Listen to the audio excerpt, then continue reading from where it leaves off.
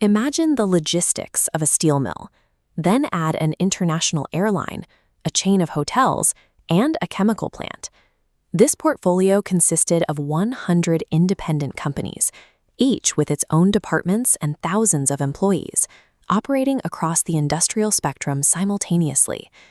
At 22, JRD Tata took over 15 companies.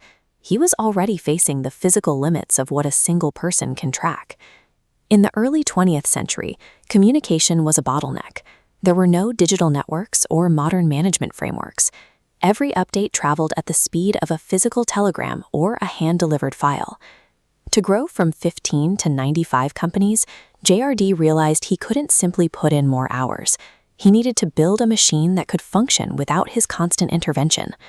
Managing at this scale required JRD to move away from the daily operations of the factories and into the role of an organizational architect.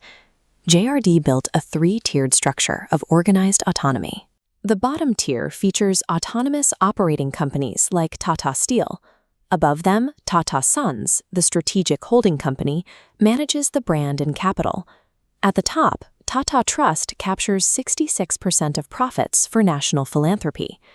This matrix allowed JRD to govern the overarching system from a distance.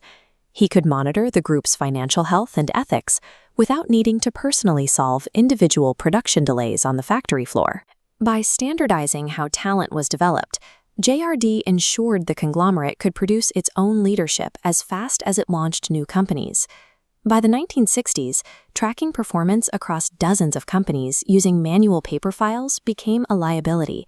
The sheer volume of data was too high for a physical filing system. JRD looked toward early computer systems in Europe and the US to solve the problem. He wanted a way to process information and generate performance dashboards for his executives. He established Tata Computer Services to handle the internal data of the Tata Group. It was designed to provide a clear view of the operations across every factory and office.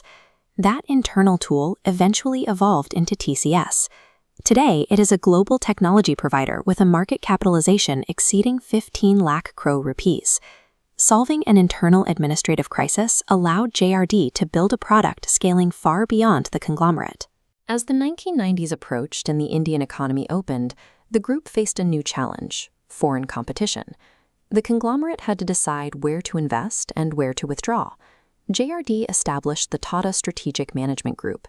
This was a centralized think tank of analysts tasked with guiding the group's future. They used financial modeling and data analysis to justify new expansions. They avoided daily operations. Their focus was solely on the long-term viability of new ventures. This group's calculations guided the group's entry into retail markets like Westside and the launch of the electronics chain Chroma. TSMG acted as a strategic brain, ensuring that expansion was based on modeled projections rather than the intuition of a single leader. The effectiveness of these systems was tested in 1991, when JRD Tata handed control of the group to Ratan Tata. The transition occurred without a disruption in operations. The group continued to function because its growth was anchored by organizational systems rather than a single individual. JRD applied these same organizational frameworks to national institutions. He helped establish the Reserve Bank of India, the National Relief Fund, and India's first international airline. His contributions to both industry and the state led to him being awarded the Bharat Ratna. He is the only businessman in the history of the country to receive it. JRD Tata proved that the most resilient empires are built on the systems that eventually make the founder unnecessary.